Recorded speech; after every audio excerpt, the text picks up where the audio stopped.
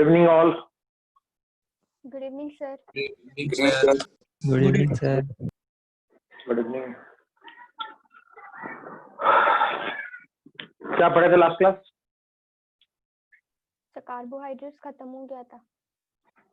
अच्छा, म्यूटा रोटेशन बताया गया? Mutarotation No, sir. No sir.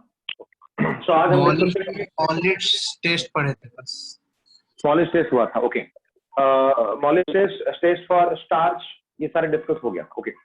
So today will discuss about mutarotation, जो हम डिस्कस कर चुके हैं बाय नेम, लेकिन इसका एग्जैक्ट प्रोसेस क्या होता है? Mutarotation. Mutarotation, okay.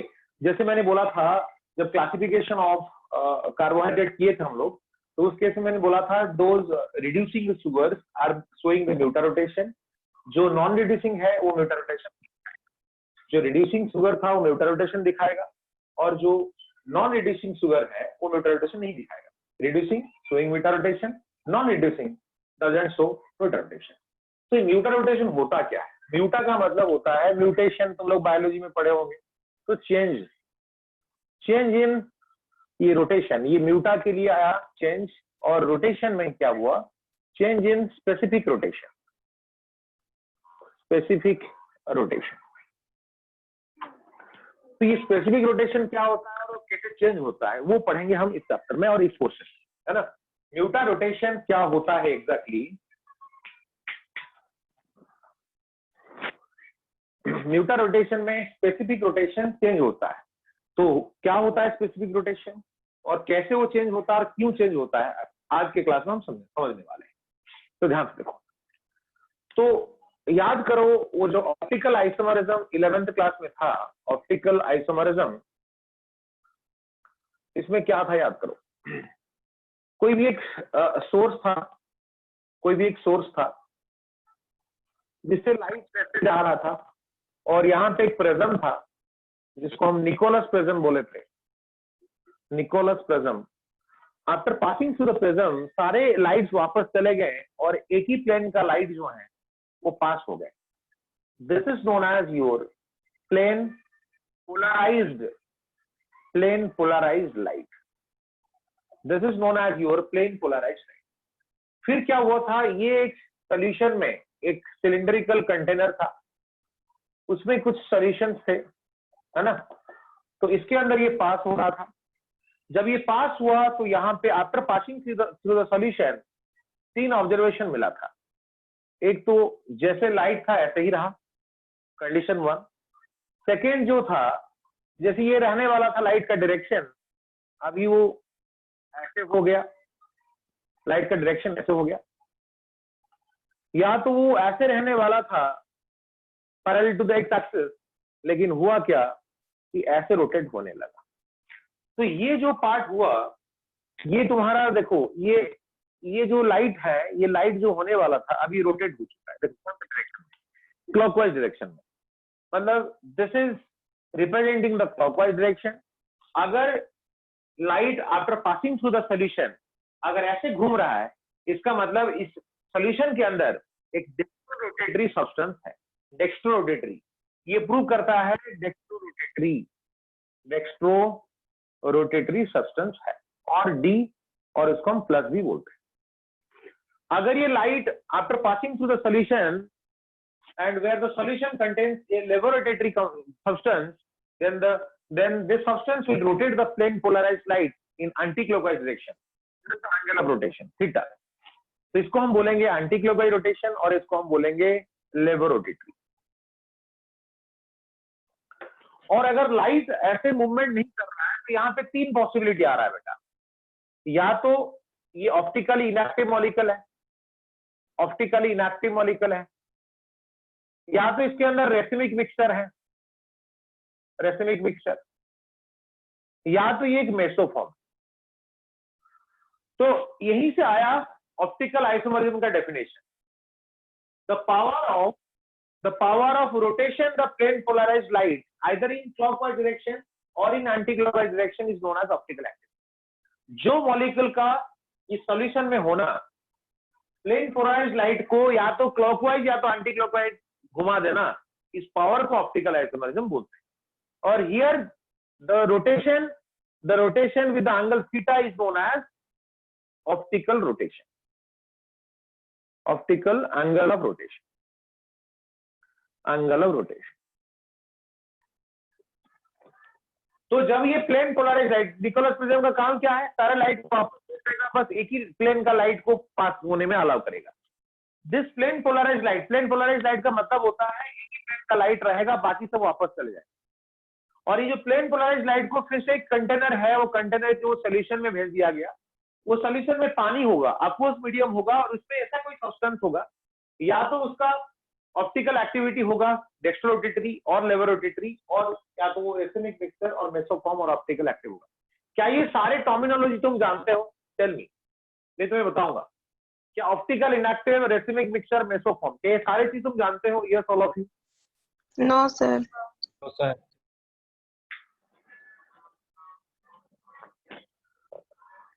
सो अगर कोई सब्सटेंस का प्रेजेंस होना, अगर वो लाइट को क्लॉकवाइज घुमा रहा है, जैसे एबिलिटी और कैपेबिलिटी और नेचर और power, whatever you can say, कोई कुछ मॉलिक्यूल्स देखा गया ऐसे हैं जो प्लेन पोलराइज्ड लाइट समझ में आ गया, बहुत सारे स्कैटर्ड लाइट था, प्रिज्म ऐसा डिजाइन है ताकि एक प्लेन का लाइट को छोड़ेगा, बाकी सब वापस चले जाए, तो एक ही प्लेन का लाइट को प्लेन पोलराइज्ड लाइट बोलते हैं। अभी उसको एक सोल्यूशन के अंदर भेज दिया गया, भेजने के बाद क्या हुआ, यहाँ पे ये जो तीन ऑब्जर्वेशन दिखा, तीन ऑब्जर्वेशन एक साथ तीनों नहीं दिखेगा, आइदर ये दिखेगा और ये दिखेगा और ये दिखेगा। So plane polarized light after passing through the solution which is moving parallel to the x-axis, it will not change the path। मतलब इसके अंदर जो है या तो ऑप्टिकल इनएक्टिव होगा, या तो रेसिमिक मिक्सचर होगा, या तो मेसोफॉर्म। ओके, सिमिलरली अगर ये लाइट क्लॉकवाइज घूम रहा है तो जो सब्सटेंस होगा उसका ऑप्टिकल नेचर डेक्स्ट्रोरोटेटरी होगा। मतलब जो सब्सटेंस प्लेन पोलराइज्ड लाइट को क्लॉकवाइज घुमाता है, क्लॉकवाइज घुमा देता है, उसको उसका डेक्स्ट्रोरोटेटरी नेचर बोलता है। और प्लस डी और प्लस, स्मॉल डी और प्लस, जो प्लेन पोलराइज्ड लाइट को एंटी क्लॉकवाइज घुमा देता है उसको हम बोलते हैं लेवरोटेटरी, है ना। तो यहाँ पे डेक्स्ट्रो और लेवो क्या है, डेक्स्ट्रो जो कंपाउंड इस लाइट को क्लॉकवाइज घुमाए, लेवो जो प्लेन पोलराइज्ड लाइट को एंटी क्लॉकवाइज घुमाए। अभी मैं बताऊंगा ये ऑप्टिकल इनएक्टिव तो होगा ही, तुम्हें पता है, जो ऑप्टिकल में रोटेशन का भी पावर नहीं है, जिसका पावर क्लॉकवाइज और एंटी क्लॉकवाइज है वो ऑप्टिकल एक्टिव, जिसका नहीं है ऑप्टिकल इनएक्टिव। कैसे पता चलेगा ऑप्टिकल एक्टिव है बोल के बताऊंगा मैं, है ना। देखो ऑप्टिकल एक्टिविटी के लिए तो हम वो तो अभी पढ़ नहीं सकते, मैं थोड़ा थोड़ा बता देता हूँ क्योंकि वो फिर वो और अलग ट्रैक पे चला जाए। ऑप्टिकल एक्टिविटी के लिए एक डिसिमेट्रिक मॉलिक्यूल होना चाहिए, डिसिमेट्रिक मॉलिक्यूल होना। डिसिमेट्रिक मॉलिक्यूल का मतलब कोई भी इमेजिनरी प्लेन लेके मॉलिक्यूल को हम इक्वल हाफ में डिवाइड नहीं कर सकते। It should not have any plane of symmetry, axis of symmetry or centre of, along with that it may or may not contain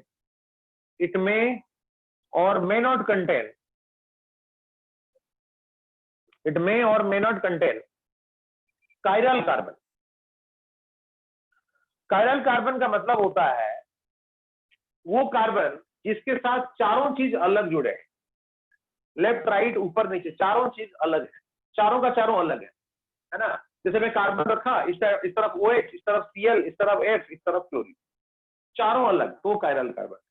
तो कायरल कार्बन होने से ऑप्टिकल एक्टिविटी दिख सकता है, बट कभी कभी क्या है, कायरल कार्बन नहीं होने से भी दिखता है, some exceptions are also there, but the molecule should be dissymmetric. मतलब सिमेट्री नहीं होगा, सिमेट्री मतलब कोई इमेजिनरी प्लेन लेके उस मॉलिक्यूल का अगर इक्वल हाफ में तोड़ सकते हो, आधे में काट दो, इक्वल, ये जो है ये वही है, तो फिर वो सिमेट्रिक हो गया। एक होता है एक्सिस ऑफ सिमेट्री, कोई एक इमेजिनरी एक्सिस ले लो, इसको घुमा दो 60 डिग्री 90 डिग्री में घुमाओ, again you are getting the similar arrangement, then it is having the axis of symmetry. वो नहीं होना चाहिए, ना तो एक प्लेन में उसको इक्वल हाफ में डिवाइड होना चाहिए, ना तो एक्सिस में अगर रोटेट कर रहे हैं तो फिर वो इक्वल अरेंजमेंट दिखना नहीं चाहिए। एक होता है सेंटर ऑफ सिमेट्री, सेंटर से एक सेंटर पकड़ो, उससे जो सिमिलर सब्सटेंस है इक्वल डिस्टेंस पे नहीं होना चाहिए, ऑपोजिट और इक्वल होना नहीं चाहिए। These are the symmetry, point of symmetry, but ये मॉलिक्यूल सिमेट्रिक नहीं होना चाहिए, है ना। लेकिन पैरेलल कार्बन होने से नहीं होने से भी दिखा सकता है। तो सोचो एक कंटेनर में अगर सिर्फ डी है, सिर्फ डेक्स्ट्रोरेटेड की सब्सटेंस है, वो प्लेन पोलराइज्ड लाइट को क्या करेगा, क्लॉकवाइज घुमाएगा। अगर एक सब्सटेंस में सिर्फ एल है तो ये प्लेन पोलराइज्ड लाइट को एंटी क्लॉकवाइज घुमाएगा। सोचो मैं अगर जितना डी लिया उतना एल लिया, अगर इसमें 5 डी लिया, डी फॉर्म, 5 एल फॉर्म लिया, 10 लिया तो 10 लिया, तो अभी लाइट का रोटेशन क्या होगा, घूमेगा कहां पे, क्लॉकवाइज घूमेगा या एंटी क्लॉकवाइज घूमेगा, बताओ। मैंने एक्सक्लूसिवली लिसन टू मी, मैंने एक्सक्लूसिवली डी लिया, it will rotate the plane polarised light in clockwise direction. मैंने एक्सक्लूसिवली एल फॉर्म लिया, कितना भी मॉलिक्यूल लिया, 2, 5, 10, 50, लाख, करोड़, कुछ भी लिया, it will rotate the plane polarised light in anti clockwise direction. मैंने डी और एल का मिक्सचर लिया, जितना डी लिया उतना एल लिया, तो वो प्लेन पोलराइज्ड लाइट को क्या करेगा, घुमाएगा नहीं घुमाएगा? सर इनएक्टिव होगा, ऑप्टिकली इनएक्टिव। ऑप्टिकली इनएक्टिव होगा। Any other answer? Nancy tell me. Sir, optically inactive. Yes, Not sir, same exactly answer. optically inactive होगा, but that is not the optically inactive molecule. Anmol Kumar, what is your answer? Anmol Kumar sir optically inactive होगा। Sarika respond. Sir optically inactive होगा। Optical inactive होगा। देखो एक तो है, देखो जैसे तुम फिजिक्स में पढ़े हो, या तो एक ऑब्जेक्ट रेस्ट कब होता है, रेस्ट में कब होता है, जब उसके ऊपर कोई फोर्स काम नहीं करता है, कंडीशन नंबर 1, या तो उसके ऊपर फोर्स तो काम करता है लेकिन सारे फोर्सेस इक्वल एंड ऑपोजिट, तभी वो रेस्ट में है। तो एक पार्टिकल रेस्ट में हो है, इसका मतलब ये बिल्कुल नहीं है कि इसके ऊपर कोई फोर्स काम नहीं कर रहा है। ये फिजिक्स में पढ़े होंगे, तुम लोग ज्यादा जानते होंगे, मैं थोड़ा बहुत जानता हूँ, ठीक है। तो if the particle is at rest, तो either the possibility number 1, condition number 1, either उसके ऊपर कोई फोर्स काम नहीं कर रहा है, या तो उसके ऊपर इक्वल एंड ऑपोजिट फोर्स काम कर रहा है, इक्वल ऑपोजिट, तो भी वो रेस्ट में है। सिमिलरली ऑप्टिकल इनएक्टिव मतलब उसके पास, मतलब ना तो डिसिमेट्रिक मॉलिक्यूल होगा, ना तो उसके पास पैरेलल कार्बन, दोनों नहीं होंगे, तो ऑप्टिकल इनएक्टिव हुआ।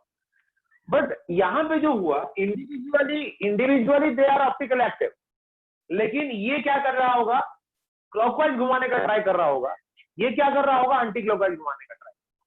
मतलब इस पॉइंट से जितना क्लॉकवाइज खींचा वो रोटेट करने के लिए, उतना अगर एंटी क्लॉकवाइज खींचा, डी क्या करेगा, let 30 degree, let theta is 30 degree.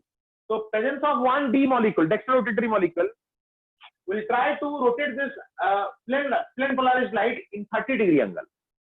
लेकिन एक L भी तो है, वो भी तो उसको ऑपोजिट घुमाने ट्राई करेगा, तो ये क्लॉकवाइज ट्राई करेगा, एंटी क्लॉकवाइज ट्राई करेगा, जितना क्लॉकवाइज उतना एंटी क्लॉकवाइज, तो फिक्स हो गया।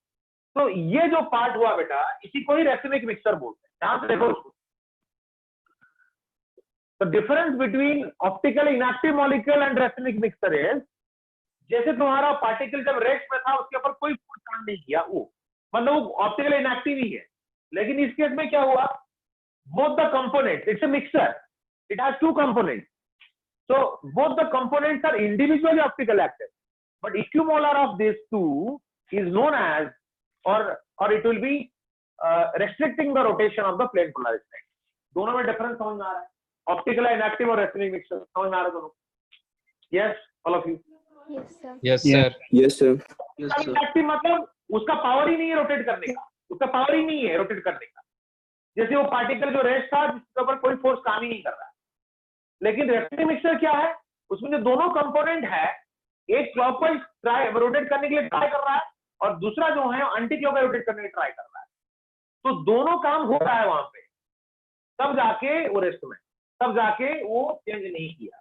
तो दोनों में यही अंतर है, इसमें कोई रोटेशन हो नहीं रहा है, लेकिन कोई फोर्स इसके ऊपर काम नहीं कर रहा है। लाइट को घुमाने वाला किसी का ताकत ही नहीं है, ताकत उनका है जो डेक्स्ट्रो लगा है, इसके ये ताकत लेस है। लेकिन इसके ऊपर ये सेकंड कंडीशन रेसिमिक मिक्सचर है, उसमें दोनों कंपोनेंट है, 2 टाइप का कंपोनेंट है, डी है, एल है, जितना डी उतना एल। तो डी ट्राई कर रहा होगा घुमाने के लिए क्लॉकवाइज, और एल भी ट्राई कर रहा होगा घुमाने के लिए एंटी क्लॉकवाइज। दोनों इक्वल प्रोपोर्शन में थे, तब जाके उसको क्या किया, तब जाके उसको घूमने नहीं दिया। सिमिलरली अगर ये 5 की जगह में 5-6 कर दिया, तो ये इसका 5 लिया, इसको 6 ले लिया। तो अगर डेक्स्ट्रो को 5 मॉलिक्यूल ले लिया और लेवो का 6 मॉलिक्यूल ले लिया, अब ये लाइट कैसे घूमेगा या फिक्स रहेगा, बोलो?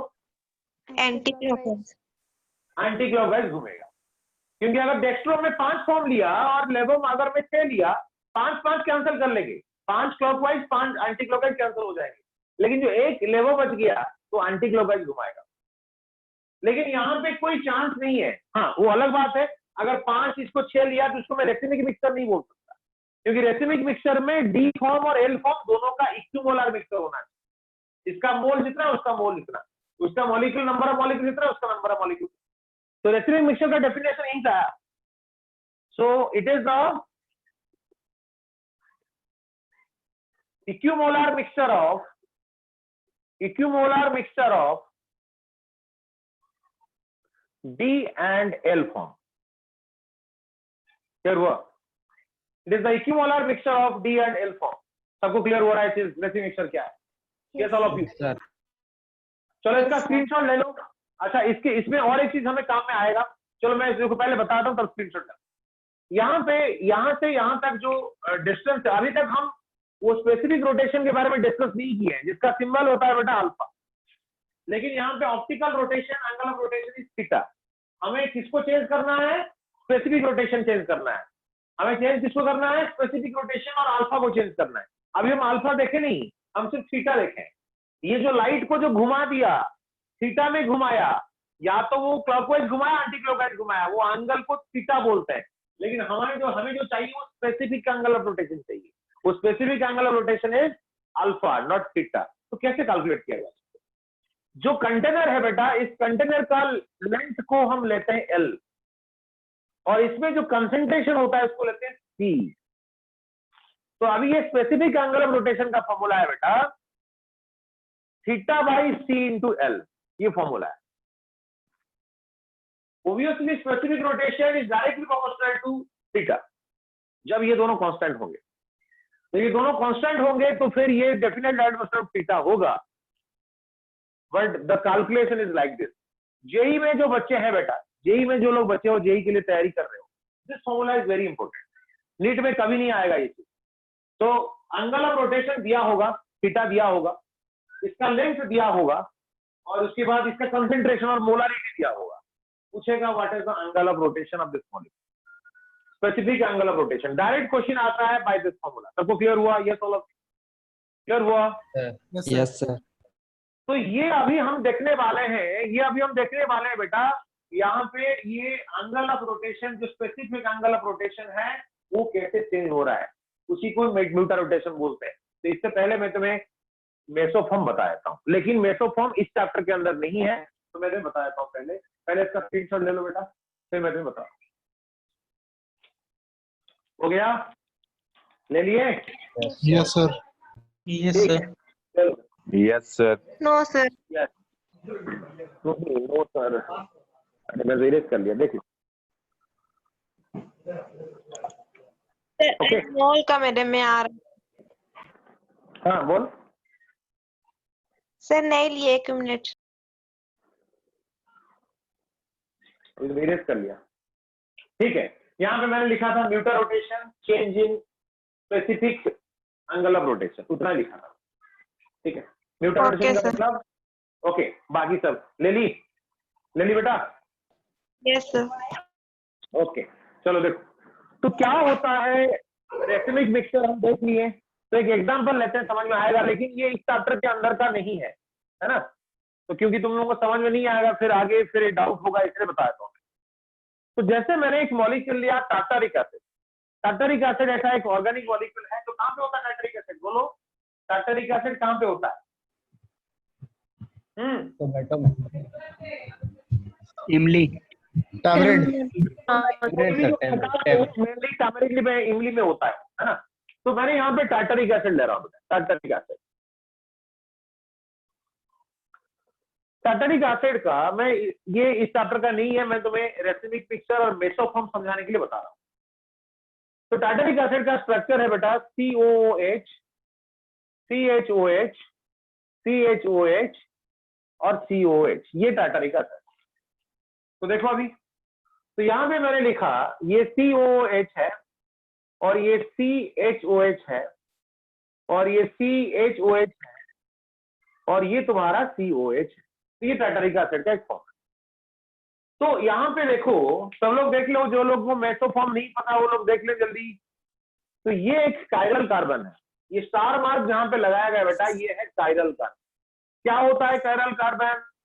कायरल कार्बन मतलब वो कार्बन जिसके साथ चारों चीज अलग है। देख लो, इसके साथ पहले तो sp3 हाइब्रिडाइज कार्बन होना चाहिए, उसके बाद चारों ग्रुप उसके साथ जो जुड़े हैं 4 बॉन्ड में वो चारों अलग होना चाहिए। OH अलग, H अलग, COH अलग और ये पूरा ग्रुप अलग। तो इस कार्बन के साथ जो 4 बॉन्ड है 1 2 3 4, इसके साथ जुड़े हुए चारों चीज अलग है, that's why it is a chiral carbon. लेकिन कमिंग टू दिस मॉलिक्यूल, इसके साथ ये जो है ये जो है ये वो नहीं है, और इससे ये अलग है, और इसके साथ ये पूरा अलग है। तो इस मॉलिक्यूल के पास कितने कायरल कार्बन हैं? यस ऑल ऑफ यू, कितने कायरल कार्बन हैं? 2 दो कायरल कार्बन है, 2 कायरल कार्बन। तो इसका एक मिरर इमेज लेते हैं, मतलब ये ऑप्टिकल एक्टिविटी दिखाएगा, है ना। तो इसका एक मिरर इमेज लेते हैं। मिरर इमेज में हम क्या करेंगे बेटा, ये ऊपर और नीचे एंड को पॉइंट जैसे अज्यूम करेंगे, उसका मिरर नहीं बनाना है। तो ये COH, इसका COH जैसा था वैसे ही रखेंगे, ऊपर नीचे वाला जो कायरल नहीं है उसी को ही देखते हैं, बाकियों को पॉइंट जैसे सोचोगे। तो सोचो इसके राइट में OH था तो इसके अभी लेफ्ट में OH हो जाएगा, क्योंकि मिरर इमेज है। और इसमें राइट में एक था बेटा, तो ये हो गया ऐसे, और इसमें तो ये मैंने बोला था ऊपर नीचे जो है उस पर आगे पॉइंट। तो इसका ये मिरर इमेज है। तो यहाँ पे भी ये कायरल है। तो ये दोनों जो मिरर इमेज है बेटा, जब ये D होगा तो ये ऑब्वियसली L होगा। रूल है D फॉर्म का, डेक्स्ट्रोरोटेटरी फॉर्म का, क्योंकि ऑपरेट हो रहा है, जहां पे राइट में था लेफ्ट हो रहा है। सिमिलरली जो क्लॉकवाइज रोटेट कर रहा था एंटी क्लॉकवाइज करेगा। तो जहां पे OH राइट लेफ्ट में है, अगर लेफ्ट राइट में पलट गया तो उसका रोटेशन भी पलट जाएगा। अगर ये D फॉर्म होगा तो L फॉर्म होगा, अगर ये L फॉर्म होगा तो ये D फॉर्म होगा। दोनों सेम नहीं हो सकते हैं, दोनों अलग अलग फॉर्म का आएंगे, है ना। नहीं देखा जाए तो एग्जैक्टली ये तो एक्सपेरिमेंटल है, वो प्लेन पोलराइज्ड लाइट को क्लॉकवाइज घुमाएगा या एंटी क्लॉकवाइज घुमाएगा, ऐसा तो ये एक्सपेरिमेंटल है। लेकिन एक ट्रिक है जिससे तुम बोल सकते हो ये क्लॉकवाइज घुमाएगा या एंटी क्लॉकवाइज घुमाएगा। क्या ट्रिक है सुनो। जब ये ट्रिक लेकिन तब काम करेगा जब कॉम्बिनेशन तुम्हें HOH का कॉम्बिनेशन मिलेगा लेफ्ट राइट में, ऊपर नीचे होने से नहीं होगा, या फिर ऐसे होने से नहीं होगा। HOH अगर लेफ्ट राइट में है दिस ट्रिक विल वर्क, नहीं तो ये प्योरली एक्सपेरिमेंटल है। वो क्लॉकवाइज घुमाएगा या एंटी क्लॉकवाइज घुमाएगा, ये एक्सपेरिमेंटल है, ठीक है। तो हमें क्या करना है, देखो H से लेके OH तक मूवमेंट करना है, H से लेके OH तक मूवमेंट करना है। तो कैसे करेंगे, ध्यान से देखो कैसे करेंगे। या तो हम ऐसे जा सकते हैं या तो हम ऐसे जा सकते हैं, दोनों पॉसिबिलिटी है ना। तो H से लेके OH तक मूवमेंट करेंगे, लेकिन अगर ये ऐसे ऊपर की तरफ मूवमेंट कर रहा है, रास्ते में बेटा इसको ये COH मिल रहा है। अगर इस तरफ जा रहा है तो रास्ते में उसको ये मिल रहा है। लेकिन तुम्हें वो वाला को फिक्स करना है, दोनों करेक्ट एक ही करेक्ट है, वो वाला को फिक्स करना है जो स्मॉलर मॉलिक्यूलर वेट है। रास्ते में जो मिल रहा है उसको, उसका मोलर मास स्मॉल होना चाहिए, क्योंकि यहां से यहां तक मूवमेंट करने के टाइम में रास्ते में मिल रहा है COH, रास्ते में मिल रहा है पूरा ये सारे, इतने बड़ा ग्रुप मिल रहा है, इतना बड़ा ग्रुप, तो ऑब्वियसली इसका मोलर मास कम है। तो रोटेशन तुम्हें ऐसे देखना ही है, मतलब ये से रोटेट करना। ऐसे तो ये एक्सपेरिमेंटल है, लेकिन अगर HOH लेफ्ट राइट में, राइट लेफ्ट लेफ्ट राइट में, तो ये काम करेगा। तो ये, और जितना कायरल कार्बन उतना रोटेशन तुम्हें करना होगा ये कायरल कार्बन के लिए। और एरो का जो हेड है वो OH की तरफ रहेगा, टेल जो है वो H की तरफ रहेगा। H से स्टार्ट करके OH तक जाना है। तो तुम बोलोगे सर क्या ये HOH के कॉम्बिनेशन में काम करेगा और किसी में काम करेगा? अगर HCl, HBr, HNH2 वो सब में काम करेगा। तो यहाँ पे ये ऐसे घुमा, इसका भी तो वही होगा, जैसे यहाँ से यहाँ तक मूवमेंट करने के टाइम में ऊपर की तरफ ही जाएगा, क्योंकि छोटा ग्रुप है, नीचे बहुत बड़ा ग्रुप है। सिमिलरली ये H से ये OH की तरफ ही होगा, क्योंकि रास्ते में ये आ रहा है। बाकी ये कि क्या ये रोटेशन सबको समझ में आया? क्या ये रोटेशन सबको समझ में आया? अनमोल Kumar, Yes, sir. Yes, sir. Sarika, Yes, sir. Yes, sir. Sarika समझ में आया? Yes, sir. ओके, श्रुति समझ में आया? श्रुति, Yes, sir. ओके चलो देखो। तो यहाँ पे सिमिलरली ये वाला पार्ट देखो, इसका रोटेशन ऐसे, इसका रोटेशन ऐसे, मतलब एक से OH रोटेट करना, इतना ही। अच्छा मुझे बताओ, ये दोनों रोटेशन देखो, ये भी एंटी क्लॉकवाइज और ये भी क्लॉकवाइज, ये भी क्लॉकवाइज, दोनों का रोटेशन देखो। ये भी क्लॉकवाइज रोटेशन देखो, ये भी क्लॉकवाइज रोटेशन। क्लॉकवाइज रोटेशन मतलब डेक्स्ट्रोफॉर्म। इसका रोटेशन देखो, H से OH, H से OH, देखो एंटी क्लॉकवाइज, तो ये है लेवोफॉर्म। क्या यहां तक सबको क्लियर हुआ कैसे हुआ ये? Yes sir. क्या यहां तक सबको क्लियर हुआ? Yes, sir. तो इस चीज को बेटा हम बोलेंगे yes sir. D tartaric acid, D tartaric acid, dextro tartaric acid, तो इसको बोलेंगे एल टार्टारिक एसिड। और ये दोनों एक दूसरे का मिरर इमेज है बेटा, मिरर इमेज, ये दोनों एक दूसरे का मिरर इमेज है। तो इस केस में देखो, ये जो पार्ट है इसको स्लाइड करके इसके ऊपर रखो, ये पूरा मॉलिक्यूल को स्लाइड करके इसके ऊपर रखो, दोनों मिरर इमेज है। क्या ये मॉलिक्यूल इसको कंप्लीटली कोइंसाइड करेगा? डी फॉर्म को स्लाइड करके एल के ऊपर रखो, क्या ये पूरा मॉलिक्यूल को कोइंसाइड करेगा? No. No Yes. Sir, no sir, no sir. करेगा? No sir. No sir. No sir. नहीं करेगा। तो ये जो मिरर इमेज जो एक दूसरे के ऊपर कोइंसाइड नहीं होते हैं, अगर चिपका देते हैं उसके ऊपर, तो इसको बोलते हैं non super imposable, non superimposable mirror image, जिसका दूसरा नाम होता है बेटा एनांसियोमर। मतलब डी और एल फॉर्म को अदरवाइज बोलते हैं एनांसियोमर। डी और L form which are non superimposable mirror image of each other is known as enantiomer. एक मार्क का क्वेश्चन आता है बोर्ड एग्जाम, डिफाइन एनांसियोमर। तो डी और एल फॉर्म जो मिरर इमेज तो है, लेकिन non superimposable mirror image. Non super imposable क्यों? क्योंकि नॉन कोइंसाइडिंग, ये गया तो इसके ऊपर, इसको लेके कोइंसाइड करोगे, OH के नीचे H आ जाएगा और H के नीचे OH आ जाएगा। अगर OH के नीचे भी OH आता, H के नीचे भी H आता, तो वो सुपर इम्पोजेबल, तो इसको बोलेंगे एनांसियोमर। तो ये इंडिविजुअली ऑप्टिकली एक्टिव, ये इंडिविजुअली ऑप्टिकली एक्टिव, ये क्लॉकवाइज रोटेट करेगा क्योंकि डेक्स्ट्रोफॉर्म, ये एंटी क्लॉकवाइज रोटेट करेगा क्योंकि लेवोफॉर्म। अगर इन दोनों का डी और एल का, अगर मैं इक्विमोलर लिया, इसका 1 मोल लिया और इसका भी 1 मोल लिया, इक्वल रेशियो और 1:1 लिया, है ना, तो फिर ये इसको हम बोलेंगे रेसिमिक मिक्सचर। तो रेसिमिक मिक्सचर में 2 टाइप का कंपोनेंट होता है, इसके अंदर 2 types of component, and individually both the components are optically active, but as a mixture, because both are equal proportion, that's why they will be cancelling each other optical rotation, so the net optical activity is 0. That is the racemic. और एक molecule इसका बनाते हैं, देखो, तो मैंने यहां पे लिखा COH, CHOH, ये हुआ CHOH और ये हुआ COOH। मतलब ये जो है ये वो नहीं है, ये भी वो नहीं है, 3 अलग अलग मॉलिक्यूल है। मतलब मॉलिक्यूल तो सेम, लेकिन ये आइसोमर्स अलग है, ये डी फॉर्म है, ये एल फॉर्म है। इसका देखो, अभी यहां पे देखो बेटा, ये तुम्हारा कायरल है, ये तुम्हारा कायरल है, देखो कैसे अलग है ये। देखो इसमें राइट में OH था, लेफ्ट में OH था, सेकंड कार्बन में राइट में OH, थर्ड कार्बन में लेफ्ट में OH। इस केस में देखो उल्टा हो गया, सेकंड कार्बन में लेफ्ट में OH, थर्ड कार्बन में राइट में OH। यहाँ पे देखो OH दोनों सेम साइड में, तो तीनों मॉलिक्यूल अलग है। इसका रोटेशन देखते हैं, इसका रोटेशन ये ऐसे हुआ, इसका रोटेशन ये ऐसे हुआ।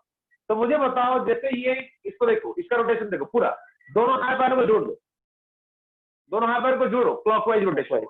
इसको देखो, ये एंटी क्लॉकवाइज रोटेशन हो रहा है। मुझे बताओ यहाँ पे क्या रोटेशन? यस सर रोटेशन नहीं होगा। कंपाउंड बना है। सर आपने तो जस्ट बोले थे।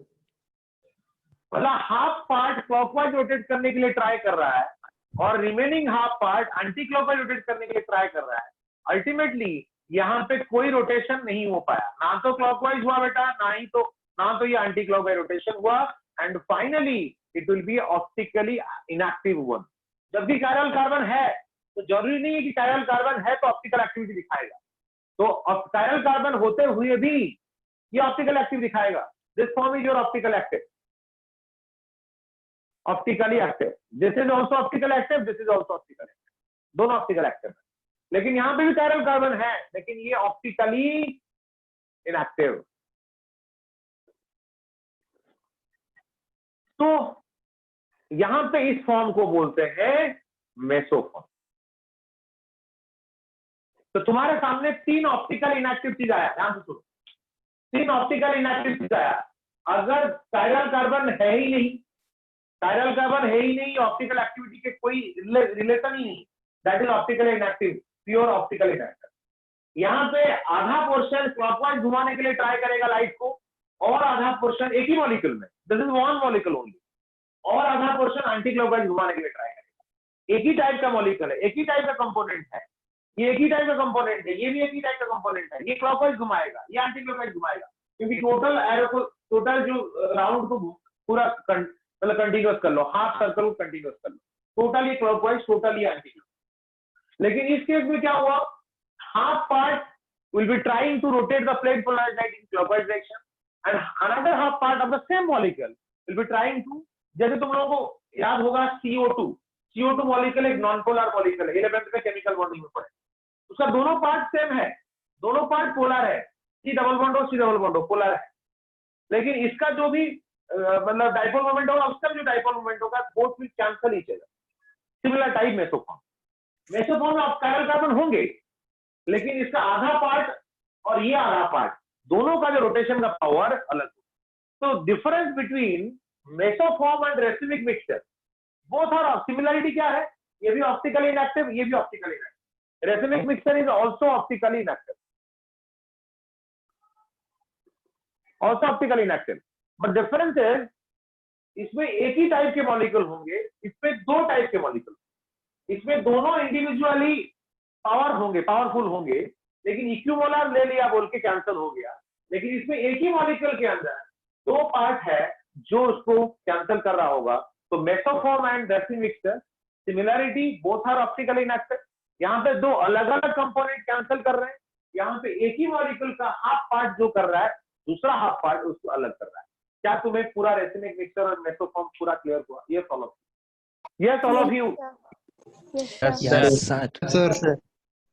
हाँ बोल। किसी कोई डाउट पूछो आराम से। सर मुझे वो बताओ। सेम मॉलिक्यूल वाला फिर से बताइए ना। देख, ये जो पार्ट है H से OH हम रोटेट करते through the smaller molecular wait part, तो अगर ये रोटेट होगा तो ऑब्वियसली इसी के थ्रू होगा, क्योंकि इतना ही है, क्योंकि फॉर दिस देखो, for this carbon left is H, right is OH, off is COH and down is the whole group. तो मैंने बोला H से लेके OH तक जाना है through the smaller molecular weight group. तो for this H and OH, this is the off part, this whole part is the down part. तो हम ऐसे तो नहीं जा सकते, ऐसे ही जाएंगे। ये तुझे क्लियर हुआ तरीका बेटा? ये यहाँ पे क्यों गया, यहाँ पे क्यों गया, तुझे क्लियर हुआ पहले बता मुझे? Yes sir. ओके, तो ये जो पार्ट है यहाँ पे क्या हुआ रे, यहाँ पे ये पार्ट को देख, ये पार्ट को देख, ये भी एक क्लॉकवाइज रोटेशन पार्ट है, ये भी एक क्लॉकवाइज रोटेशन। देखो ये पूरा दोनों मिलकर क्लॉकवाइज हो रहा है, इसीलिए वो क्लॉकवाइज, ये टोटल जो है क्लॉकवाइज ही हुआ, और क्लॉकवाइज हुआ बोल के इसको हम डी फॉर्म। यहाँ पे देख, यहाँ पे ऐसे घुमा, ये भी तो ऐसे घूम रहा है, देख ऐसे पूरा कंटिन्यूअस अगर हम देखें तो ये एंटी क्लॉकवाइज हो रहा है, इसीलिए एल फॉर्म। लेकिन यहाँ पे क्या हुआ, जो रोटेशन हम करवाएं जो ट्रिक से, यहाँ पे क्या हुआ, एक आधा पार्ट जो कर रहा है, दूसरा आधा उसका उल्टा कर रहा है। यहाँ पे दोनों हाफ जो है, दोनों कायरल पार्ट जो है, both are moving in the same direction, both will try to rotate the plane polarised light in the same direction, clockwise anti clockwise. यहाँ पे क्या हुआ, आधा पार्ट इसका, एक मॉलिक्यूल का आधा पोर्शन क्लॉकवाइज घुमाने का ट्राई करेगा लाइट को, और इसका दूसरा आधा पोर्शन उसको एंटी क्लॉकवाइज घुमाने का ट्राई करेगा। तो इसलिए नेट क्या होगा, जीरो हो जाएगा, घूमेगा ही नहीं। तो ये जो पार्ट को बोलते हैं बेस्ट। तो ये एक ऑप्टिकल इनएक्टिव मॉलिक्यूल है। लेकिन अगर तुम्हें optical number of optical isomer, ध्यान से सुनो, ये लीट में आ चुका है, how many optical isomer, how many optical isomers are there in case of tartaric acid? Answer is C बेटा, ये और ये तीनों मॉलिक्यूल जो है ये ऑप्टिकल आइसोमर्स हैं, लेकिन these two are optically active optical isomers and this is optically inactive optical isomer. अगर किसी मॉलिक्यूल का total number of optical isomer पूछे तो तुम्हें डी फॉर्म को भी गिनना है, एल फॉर्म को गिनना है, मेसोफॉर्म को गिनना है। ये ऑप्टिकल आइसोमर है, तुम्हें कायरल कार्बन है। लेकिन इसमें हुआ क्या, आधा पोर्शन क्लॉकवाइज रोटेट करने ट्राई किया, आधा पोर्शन, ये देखो ये क्लॉकवाइज रोटेशन, ये एंटी क्लॉकवाइज रोटेशन कैंसिल हो गया। यहाँ पे देख, ये क्लॉकवाइज, ये भी क्लॉकवाइज, ये क्लॉकवाइज, ये भी क्लॉकवाइज, टोटल क्लॉकवाइज, ये एंटी क्लॉकवाइज, ये anti clockwise, total anti clockwise. तरीका समझ में आया? तरीका? Yes, sir. ओके, तो this is the difference between the mesoform and optically inactive, है ना? जैसे मैंने बोला तेरे पास 0 रुपीज है, तेरे पास 0 रुपीज, कंडीशन नंबर 1। तेरे पास 100 रुपया है लेकिन 100 रुपया का उधारी भी तेरे पास, है ना? 100 रुपया तेरे पॉकेट में है लेकिन 100 रुपये की उधारी है। तो उस केस में क्या होगा? तेरे पास 100 है बैलेंस, लेकिन 100 तो और एक 100 रुपया तो बाद में मतलब पहले से किसी दोस्त से ली थी और वो खर्चा भी हो चुका है। तो वो जो पार्ट है उसको हम बोलते हैं एक प्लस एक माइनस, दो अलग अलग होके 0 होना और एक ही मॉलिक्यूल में हाफ हाफ करके अलग करना, दोनों मतलब हुई। क्लियर हुआ? मेसोफॉर्म समझ में आया? Yes, sir. Yes, sir. Yes, sir. चलो और थोड़ा एक मजेदार किस्सा बोल रहा हूँ, मजेदार किस्सा तुम्हें और थोड़ा क्लियर। अगर ध्यान से सुनो इस बात को, क्योंकि तुम्हें समझ में नहीं आया इसलिए मैं बोल रहा हूँ, ऐसे बोलना नहीं चाहिए। तो सुनो, मैंने बोला मेल को मैंने पॉजिटिव लिया, लेट सिंबल मेल का, है ना, पॉजिटिव सिंबल लिया और फीमेल को नेगेटिव सिंबल लिया। अगर एक रूम के अंदर 5 मेल्स हैं 5 फीमेल्स हैं, तो नेट चार्ज क्या होगा? आज इनको मैं चार्ज दिया, मेल को पॉजिटिव चार्ज दिया और फीमेल को नेगेटिव चार्ज। तो एक रूम के अंदर 5 मेल है 5 फीमेल है, तो नेट चार्ज क्या है? 0. है ना? 10 मेल है 10 फीमेल है, तो नेट चार्ज क्या है? 0. 0। तो वो है रेसिनिक मिक्सचर, है ना? मतलब तुम अगर मैं बोला यहाँ पे नेट जेंडर क्या है, तुम बोल सकती हो जितना मेल उतना फीमेल क्या? सोचो, याद करो, मजेदार किस्सा। 3 टाइप के जेंडर होते हैं, male, female and other. Others को तुम क्या बोलोगे? ना तो मेल बोल सकते हो ना तो फीमेल बोल सकते हो। ये तो Yes, sir. Yes, sir. ये वही है बेटा। इसमें मेल कैरेक्टर भी है फीमेल कैरेक्टर भी है, तो क्या करोगे? जब एक के अंदर मेल भी है फीमेल भी है, कैंसिल हो गया तो अदर्स हो गया। यस, क्लियर हुआ सबको? यस। Yes, sir. Yes. जब हम मेल भी लिए फीमेल भी लिए तो भी नेट चार्ज इज 0। जब हम एक ही भगवान बनाए, ऊपर वाला बनाया, अदर किसी अदर कैटेगरी है, एक के अंदर मेल कैरेक्टर भी है फीमेल कैरेक्टर भी है, मतलब नेट कैरेक्टर 0, वो किसी काम का नहीं। क्लियर हुआ? तो समझ में नहीं आया इसलिए बोला मैं, थोड़ा बेटर विजुअलाइजेशन होगा। पूरा क्लियर? अभी पूरा clear? Yes, sir. Yes, sir. Yes, sir. Screenshot ले लो जल्दी।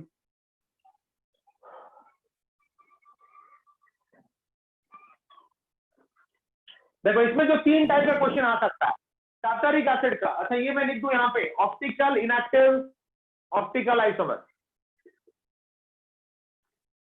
Optically active, optical isomer. तो अगर तुम्हें कोई पूछा टार्टरिक एसिड का हाउ मेनी ऑप्टिकल आइसोमर का देर, एक्टिव इनएक्टिव नहीं पूछा, तो योर आंसर इज 2। तो टार्टरिक एसिड का ऑप्टिकल आइसोमर है 3 बेटा। Then optically active optical isomer 2 है बेटा। Optically inactive optical isomer 1। तो ये दोनों को मिला के ही है। सबको क्लियर हुआ? तीनों टाइप का क्वेश्चन आ सकता है इसके, तीनों टाइप का आ सकता है। How many optical isomers are there in case of tartaric acid? Your answer is 3। How many inactive optical isomers are there? Answer is 1. Then how many optically active optical isomers? Inactive optical isomer, active optical isomer, है ना? तो मेसोफॉर्म भी एक optical isomer है। अच्छा, कौन मुझे बताएगा मेसोफॉर्म होने के लिए मिनिमम कितना कायरल कार्बन होना चाहिए? मेसोफॉर्म दिखाने के लिए मिनिमम कितना कायरल कार्बन होना चाहिए? Yes, all of you. Minimum 2 होना चाहिए, क्योंकि 2 एरो, 2 हाफ सर्कल ऑपोजिट होने से ही कैंसिल होगा।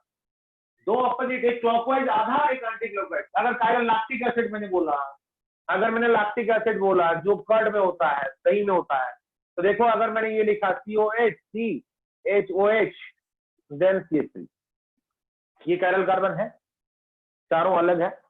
लेकिन ये मेसोफॉर्म नहीं होगा, इसमें सिर्फ DL होगा। एक ये हो गया और एक मिरर इमेज अगर बनाओगे तो COH COHH देन Q, ये तुम्हारा L फॉर्म, ये तुम्हारा D। तो ये ऑप्टिकली एक्टिव ऑप्टिकल आइसोमर्स होंगे, इसका मेसोफॉर्म 0, क्योंकि मेसोफॉर्म के लिए मिनिमम 2 chiral कार्बन चाहिए। पॉइंट तुम ऐड कर सकते हो, it will be helpful for your interest part. So for mesoform, minimum 2 chiral carbons are required. So the molecule in which only 1 chiral carbon is present, it has no mesoform. Okay? Yes, sir. Yes, sir. Yes, sir. चलो, इसको अगर लिखना चाहते हो और एक बार screenshot ले लो तो मैं इसको चलो नेक्स्ट देखो। तो ये अभी आज के क्लास का था नहीं, तुम लोगों को डाउट था बोल के बता दिया। तो अभी हम आते हैं हमारे जो पोर्शन है उस पे आते हैं। सो ग्लूकोज मॉलिक्यूल जितने सारे मोनोसैकेराइड्स थे सारे क्या करते थे, म्यूटा रोटेशन दिखाते। तो एग्जैक्टली म्यूटा रोटेशन क्या है तो देख लो। म्यूटा का मतलब चेंज, और कौन सा rotation, specific angle of rotation, जो अल्फा मैं बता चुका हूं। और अल्फा का निकालने का फॉर्मूला क्या है, theta by CL। Theta is the angle of rotation. उसके बाद C is the concentration of the solution, that solution present in the cylindrical container, and L is the length of the container, वो light कितना दूर उसमें travel किया उसका length. Okay, सो म्यूटा rotation का अगर डेफिनेशन बोले बेटा, म्यूटा रोटेशन का अगर डेफिनेशन बोला जाए तो म्यूटा का मतलब चेंज, और कौन सा रोटेशन, मैंने बोला स्पेसिफिक रोटेशन। तो इसका डेफिनेशन जो मैंने इसको स्प्लिट किया वही इसका definition. The change in specific angle of rotation, that is alpha, is known as mutarotation. सबको clear? Yes all of you? Yes, sir. Yes, हो रहा है? sir. अच्छा, पहले से मैं क्लियर कर दूं बेटा, ये तुम्हारे 12th बोर्ड एग्जाम के लिए बिल्कुल इंपोर्टेंट नहीं है। Racemic mixture is important, enantiomer is important, mesoform is important, but this mutarotation is exclusively for the entrance. तुम्हारे बुक में इसका कोई डिस्कशन नहीं, और तुम्हारे बोर्ड एग्जाम में आएगा भी नहीं। इस बार को जो लोग बोर्ड देने वाले हैं वो इनके सिलेबस काफी कम हो गया है ना, फिर भी ये जो है ये तो नहीं है सिर्फ एंट्रेंस के लिए।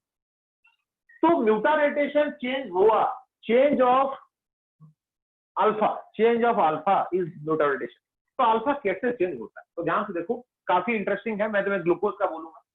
तो next heading is mutarotation of glucose, mutarotation in glucose. सारे में दिखेगा, मैं तुम्हें एक एग्जांपल बता देता हूं, बाकी भी ऐसा ही होंगे। जब कभी भी हम कोई भी अल्फा डी ग्लूकोपायरनोज साइक्लिक फॉर्म, ध्यान से सुनो, the existence of glucose in its open chain form. हम पढ़ चुके हैं इसका स्ट्रक्चर ऑफ ग्लूकोज में। ग्लूकोज का 2 टाइप का स्ट्रक्चर होता है, एक होता है ओपन चेन, एक है साइक्लिक और हेमिएस्टिकल फॉर्म। ओपन चेन तो एक है ही, और जो साइक्लिक और हेमिएस्टिकल फॉर्म था उसमें एक था अल्फा डी ग्लूकोपायरनोज, एक था बीटा डी ग्लूकोपायरनोज। टोटल 3 स्ट्रक्चर, लेकिन टाइप से 2। ये सबको क्लियर है? Yes all of you? Yes, sir. Yes, sir. Yes, sir. तो ग्लूकोज में जो ओपन चेन फॉर्म होता है, it is the most unstable one. Glucose का जो ओपन चेन फॉर्म है, it is the most unstable one. 2 point लिखो कभी। The open chain form of glucose is the most unstable one. देखिए, the open chain form of glucose is the most unstable form of glucose.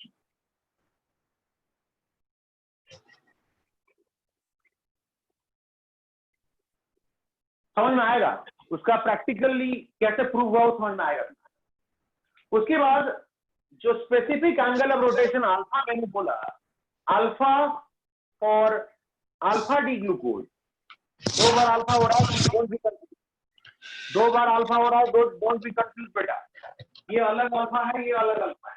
ये alpha for specific rotation, ये alpha जो alpha beta anomer था, और alpha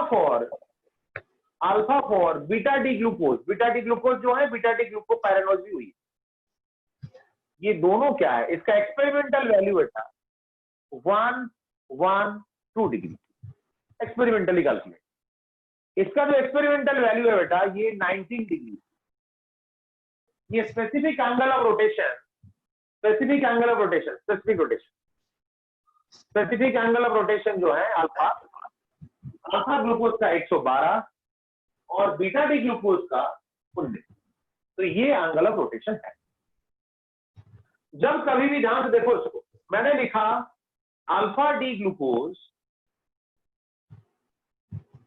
और open chain glucose और beta D glucose, तुम कुछ भी ले लो पानी में तुम ये लो या ये लो एक्सक्लूसिवली या फिर ये लो एक्सक्लूसिवली, कुछ भी पानी में डालो, after some time all the three will be in equilibrium. ध्यान से सुनो इस बात को। तुम कोई भी फॉर्म लो, ओपन चेन फॉर्म लो, एक कंटेनर में, ग्लास में या फिर कंटेनर में पानी ले, पानी के अंदर मतलब उसको मिला लो, अल्फा मतलब ओपन चेन फॉर्म मिला लो या तो अल्फा डी ग्लूकोज मिला लो एक्सक्लूसिव या तो बीटा डी मिला लो। कुछ देर के बाद बेटा, कुछ देर के बाद they all the three will be present. You have taken exclusively this one or exclusively this one or exclusively this one in the container, but after some time they all the three portions will be present. All the three types of molecules are present. सारे तीनों present होंगे। ये ऐसा equilibrium में रहते हैं और इनका इक्विलिब्रियम का जो प्रोपोर्शन है, जहां से देखो ये 36% और ये 64% एग्जिस्ट करता है ना। ये क्या है, देखो कुछ बचाई तो नहीं, 0.02%। सोचो जो स्टेबल होंगे वो ज्यादा फॉर्म होगा, तो अल्फा बीटा ओपन चेन में कौन ज्यादा स्टेबल है, जल्दी बोलो कौन ज्यादा स्टेबल है? Beta D glucose. ये क्वेश्चन नीट एग्जाम में आ चुका है। Which of the following form of glucose is more stable? Option में ये था, ये था, ये था और फोर्थ ऑप्शन में था ऑल आर इक्वली स्टेबल। तो आंसर क्या होगा? Beta D glucose. क्लियर हुआ? Yes, sir. अभी you have taken in a container, you have added this alpha D glucose, है ना, या तो बीटा डी ग्लूकोज ले लो। बीटा डी ग्लूकोज पानी के अंदर डालें। पानी के अंदर डालने के बाद कुछ देर के बाद क्या होगा? तुम लिए थे एक्सक्लूसिवली क्या है? Beta D glucose. इसका angle of rotation, specific angle of rotation कितना था बीटा डी ग्लूकोज का? देखो 19 डिग्री था। कुछ देर के बाद क्या होगा? जब पानी के अंदर अल्फा भी होगा, अल्फा डी ग्लूकोज भी होगा, रिवर्सिबल एरो ओपन चेन भी होगा, reversible arrow beta D glucose होगा, है कि नहीं? मतलब कन्वर्ट हो जाएगा। पहले अल्फा डी को डालोगे या बीटा डी को डालोगे तो पहले वो खुल जाएगा, खुल के ओपन चेन बन जाएगा। पहले ये, क्योंकि वो साइक्लिक कंपाउंड है ना, ग्लाइकोसाइडिक लिंकेज, पानी में डालो तो खुल जाएगा, खुल के ओपन चेन। तुम बीटा डी लो तो भी खुल के ही हो जाएगा। लेकिन इसका स्टेबिलिटी तो बहुत कम है ना। कैसे पता चल रहा है? उसका यील्ड से, उसका परसेंटेज कंपोजिशन, वो क्या करेगा? फिर साइक्लाइज हो जाएगा। जब साइक्लाइज अभी होगा ओपन चेन तो अल्फा भी बन जाएगा, बीटा। तो ये जो है ये होगी, इसको बोलते हैं equilibrium mixture. Equilibrium mixture.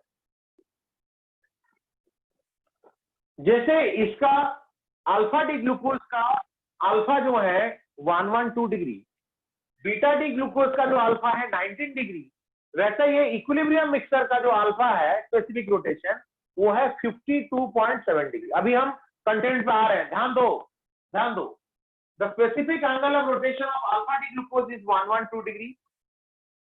The specific angle of rotation of beta D glucose is 19 degree.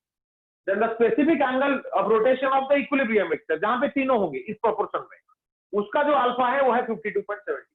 Clear हुआ? जो डाटा दिया मैं, क्लियर हुआ ये? Yes, all of you? Clear हुआ? Yes, sir. Now you have taken open chain form में glucose मिलता नहीं है मार्केट में। तुम लोग ग्लूकोन डी सुने होंगे, वो तो अलग था, लेकिन बाकी जो फॉर्म है extra rotatory D glucose, small D glucose और स्मॉल एल ग्लूकोज अलग अलग मार्केट में मिलता है ना। तो let's you have taken this alpha और बीटा फॉर्म, अल्फा और बीटा फॉर्म भी मिलता है। तो बीटा फॉर्म तुम लिए, बीटा फॉर्म का अल्फा था 19 डिग्री, पानी में तुम डाले, बीटा फॉर्म को डाले।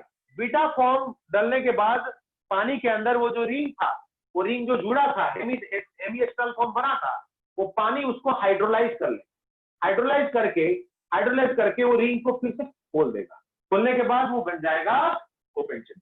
चाहे तुम बीटा पानी में डालो, बीटा डी वाला डालो एक्सक्लूसिवली, या तो अल्फा वाला डालो, तो इमीडिएटली वो खुल जाएगा, पानी उसको हाइड्रोलाइज करेगा, बॉन्ड को ब्रेक करेगा, रिंग वाला जो था वो खुल के ओपन चेन बन जाएगा। लेकिन ओपन चेन तो बन गया, लेकिन ओपन चेन का स्टेबिलिटी काफी कम है बिकॉज ऑफ दिस प्रोपोर्शन।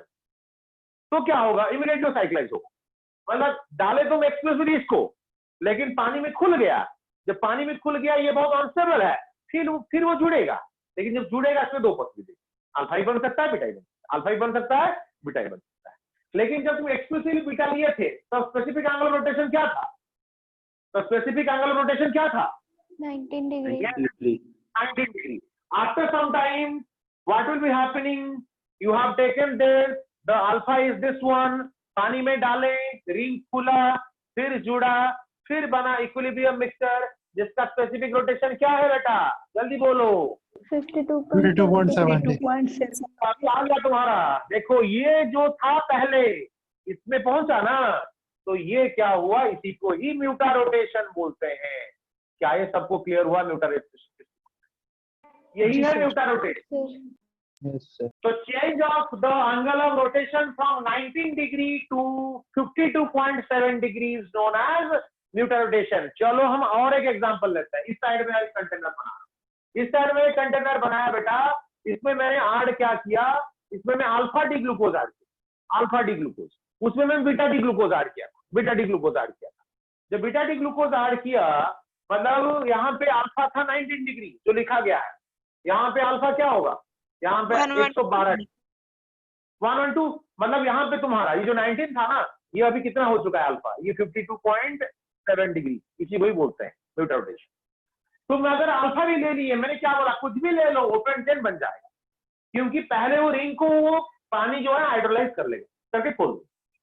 खुलने के बाद जैसे तुम लोग देखोगे, एक मतलब कहीं से तुम्हें एक कुत्ता काटने मतलब भगा रहा है, तुम जल्दी आके किसी घर में घुस गए, घर में घुसने के बाद देखे कि तुम लोग वहां पे मतलब एक और इससे बड़ा खुजली वाला कुत्ता बैठा, तो घुसे और बाहर निकल गए।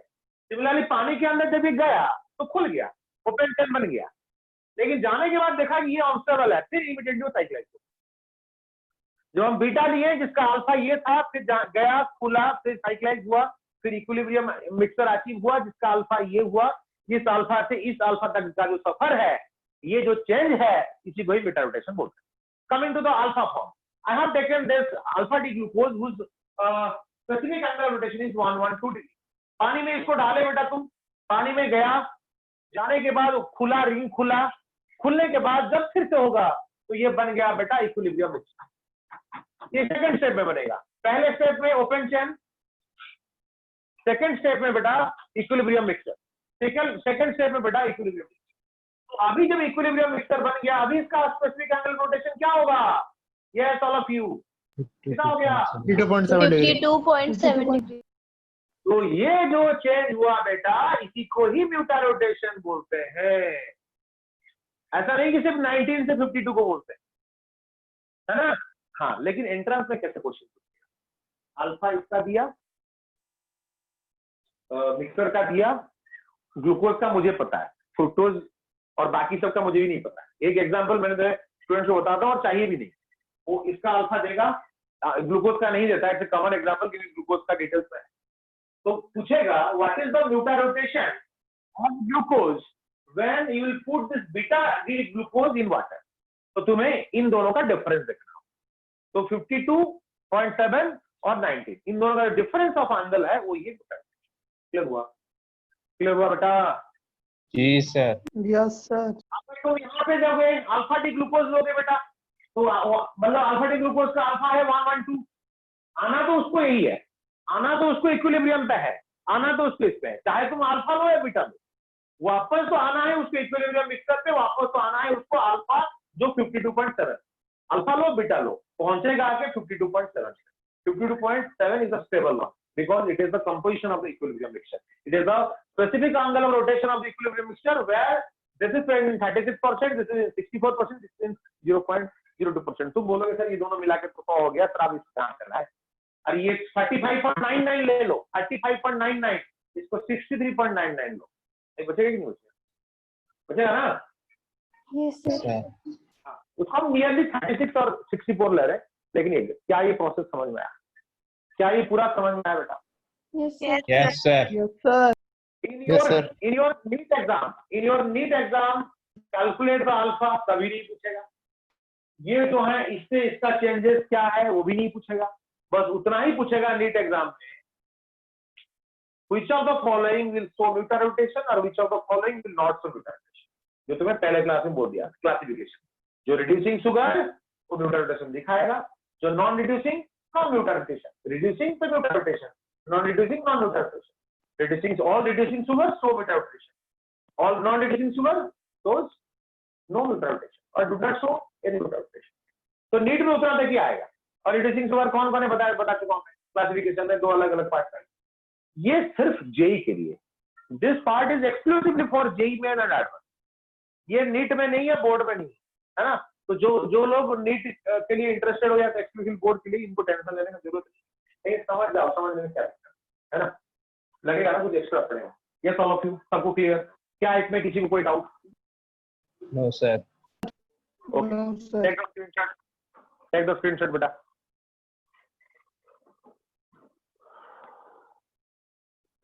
कृति समझ में आया? कृति रेस्टोरेंट,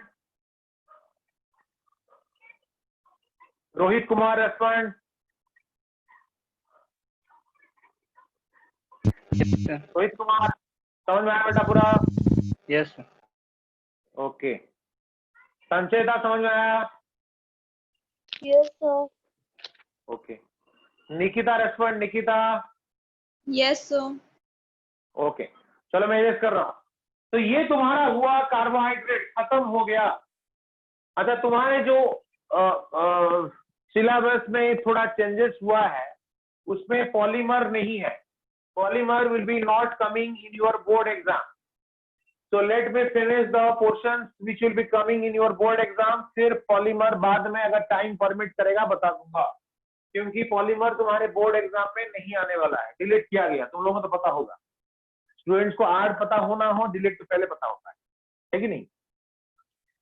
अरे कि नहीं, क्या क्या Yes, डिलीट sir. हो गया, मजा आ गया, कौन पढ़ेगा? ठीक है सर वो जेई में तो रहेगा ना?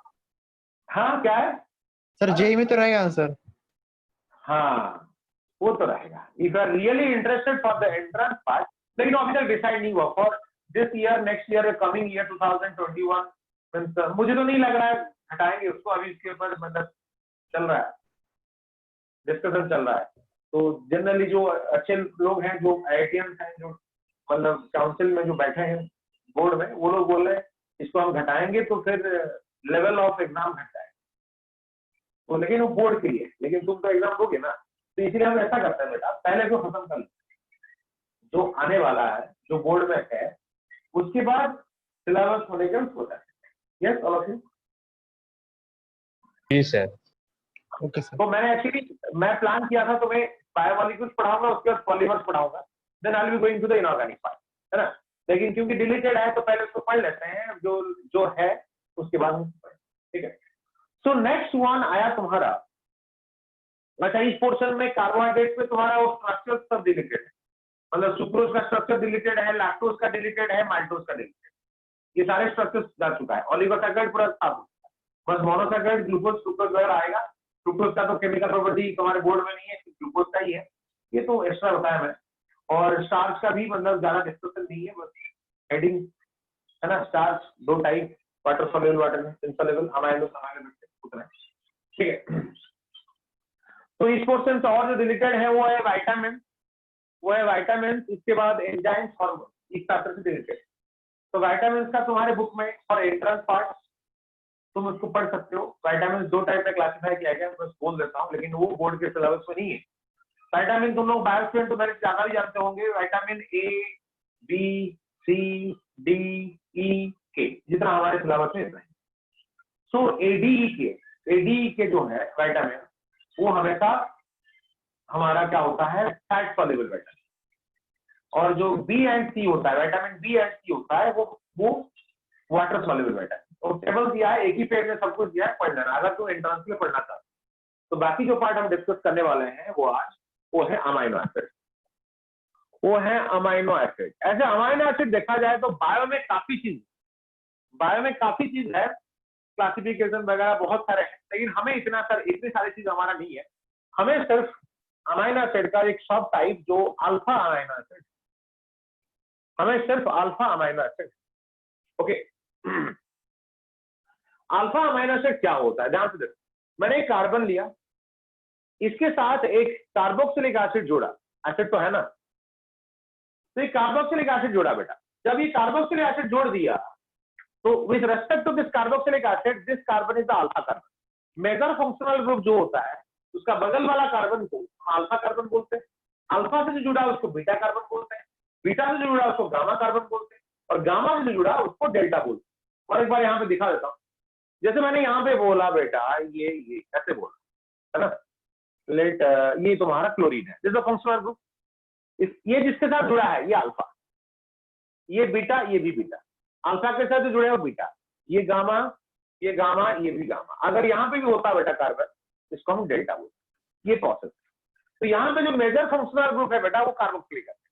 तो कार्बोक्सिलिक एसिड जिस कार्बन के साथ जुड़ा है उसको हम अल्फा कार्बन बोलेंगे। अल्फा अमाइनो एसिड का मतलब होता है वही अल्फा कार्बन के साथ एक अमाइनो ग्रुप जुड़े, वही अल्फा कार्बन के साथ ही एक NH2 ग्रुप जुड़े, इसी को ही अल्फा अमाइनो एसिड बोलते हैं। और यहाँ पे एक साइड में एक फिक्स है और दूसरे साइड में कुछ भी हो सकता है। जितने सारे अमाइनो एसिड है बेटा, इसको मैं राउंड किया आर में भी हाइड्रोजन, में भी 1 कार्बन, में भी 2 कार्बन, में भी रिंग, कुछ भी हो सकता है, ये कुछ भी हो सकता है। आर में भी इक्वल्स टू, लेकिन हर वो अमाइनो एसिड में तुम्हें ये मिलेगा, हर वो अमाइनो एसिड में तुम्हें ये मिलेगा बेटा जिस कार्बन के साथ, मतलब सेम कार्बन के साथ NH2, सेम कार्बन के साथ CH। क्लियर हुआ सबको? मतलब जो हमारे सिलेबस में है। क्लियर हुआ सबको? Yes sir. Alpha amino acid इसीलिए क्योंकि अल्फा एसिड के रेस्पेक्ट में जो अल्फा कार्बन है उसी अल्फा कार्बन के साथ NH2 और अमाइनो ग्रुप है। क्या ये पूरा सबको क्लियर हुआ? Yes all of you. Yes, sir. तो यहाँ पे एक एंट्रेंस में आने वाला क्वेश्चन, यहाँ पे एक एंट्रेंस में आने वाला क्वेश्चन सुनो। ये कार्बन, ध्यान से सुनो इस बात को, एंट्रेंस में काफी बार क्वेश्चन आ चुका है। मैंने क्या बोला, ये कार्बन हमेशा रहेगा, ये COH हमेशा रहेगा, ये NH2 हमेशा रहेगा, एक H हमेशा रहेगा, और बाकी जो R लिखा में, ये R कभी H भी हो सकता है, कभी और कार्बन भी हो सकता है, कभी रिंग भी हो सकता है। मुझे बताओ, अगर इस R को मैंने H बना दिया, इस R को अगर मैं H ले लिया, क्या यहाँ पे ये कार्बन कायरल होगा? नो सर, नहीं होगा। कायरल का क्या बोला मैं? कायरल का बोला चारों अलग होना चाहिए, चारों अलग। तो मतलब मैं लिखता हूँ बेटा, मैं लिखता हूँ NH2CH। मैंने बोला हर वो अमाइनो एसिड में, हर वो अमाइनो एसिड में इतना तो रहेंगे, इसके बाद R नीचे रहेगा, मतलब they will be variable with respect to this part, and remaining 3 will be present in all the amino acids. 20 amino acid will be discussing, and in all the 20 cases, this carbon, this side are same. The extra part is this one, and this may be single hydrogen, this may be one or many carbon, this may be one or two ring. तो यहाँ पे अगर मैंने H ले लिया, क्या ये molecule chiral? No sir. No sir, no sir. Hydrogen को छोड़ के बेटा मैंने इसको लिख देता हूँ क्योंकि अलग है, बाकी तो सब में रहेंगे। तो ऐसे कायरल वाला पार्ट कितने अमाइनो एसिड में दिखेगा बताओ मुझे? 20 अमाइनो एसिड में से एक ही तो पॉसिबिलिटी है ना जब मैं H कर दूं, बाकी मैंने क्या बोला और कार्बन होंगे। इस तरह तो H है, ये कायरल क्यों नहीं हुआ? क्योंकि H सेम हो गया।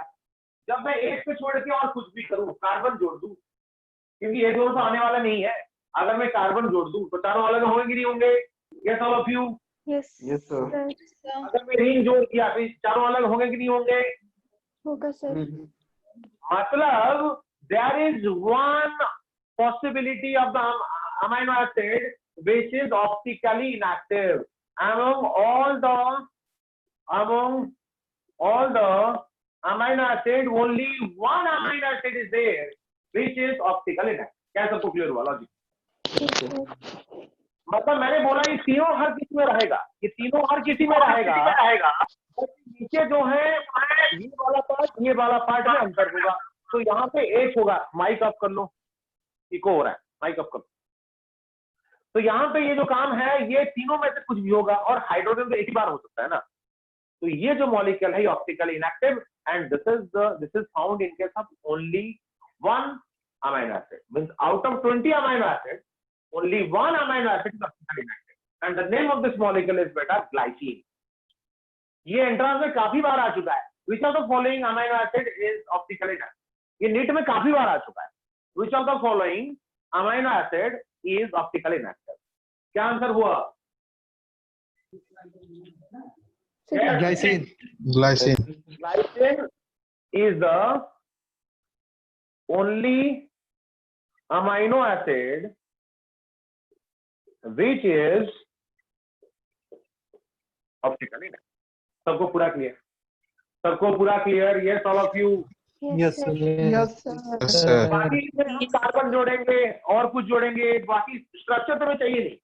पूरा स्ट्रक्चर काफी कॉम्प्लेक्स स्ट्रक्चर तुम्हें chemistry point of view of to JEE advance structure नहीं चाहिए। लेकिन ये क्वेश्चन जो मैं डिस्कस करूंगा वो directly it will be coming from the class. किसी कोई डाउट है तो पूछ। सर आर और एच का पोजीशन चेंज हो सकता है, मतलब आर ऊपर एच नीचे? वो अलग बात है। वो जो ऑप्टिकली इनएक्टिव हुआ, चेंज क्या होना है? चारों पोजीशन इक्विवेलेंट है पागल। देख वो भी बताना पड़ेगा। देख इसी दिन के लिए मैं मास्टर सीखने चाह रहा हूँ। जब ये कार्बन कायरल होगा तो ये कार्बन टेट्राहेड्रल ज्योमेट्री है कि नहीं? है कि नहीं? Yes, sir. ओके चलो, और एक ब्लू मार्कर ले लेते हैं तो तुम्हें और करती है। तो मेरे हाथ में 4 डिफरेंट कलर का मार्कर है, और जो कायरल कार्बन का हम बात करते हैं बेटा, कायरल कार्बन तुम्हारे होंगे क्या? ऐसे टेट्राहेड्रल ज्योमेट्री। तो ये एक ऊपर 3 नीचे, अब इसको घुमाओ। अभी ग्रीन ऊपर 3 नीचे, अब इसको घुमाओ। ब्लू ऊपर 3 नीचे, अब इसको घुमाओ। ब्लैक ऊपर 3 नीचे। तो all the 4 position are equivalent. तो all the 4 positions are equivalent. 2NH2 यहाँ पे रख के यहाँ पे R दिख, कोई फर्क नहीं पड़ता है। ये अलग अलग पोजीशन नहीं है ना। CCl5 में अलग अलग पोजीशन होता है। CCl5 में 3 जो है इक्वेटोरियल में रहता है, 2 जो है एक्सियल में रहता है। उस केस में तुझे सोचना होगा राइट में, लेफ्ट में, ऊपर नीचे क्या करना है। लेकिन यहाँ पे चारों इक्विवेलेंट पोजीशन में टेट्राहेड्रल ज्योमेट्री। ये जो पोजीशन इस सारे angle 109 degree 28 all are equivalent position because the hybridization at this carbon is sp3 hybridization. Clear हुआ? Yes sir. क्लियर हुआ? Yes sir. चलो इसका स्क्रीनशॉट ले लो। अल्फा अमीनो एसिड क्या होता है?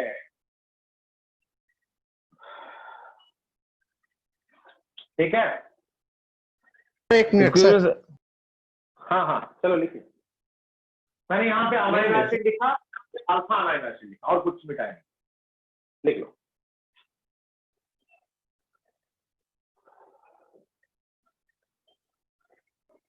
यस सर, ले लिए screenshot. Done sir. Very good. चलो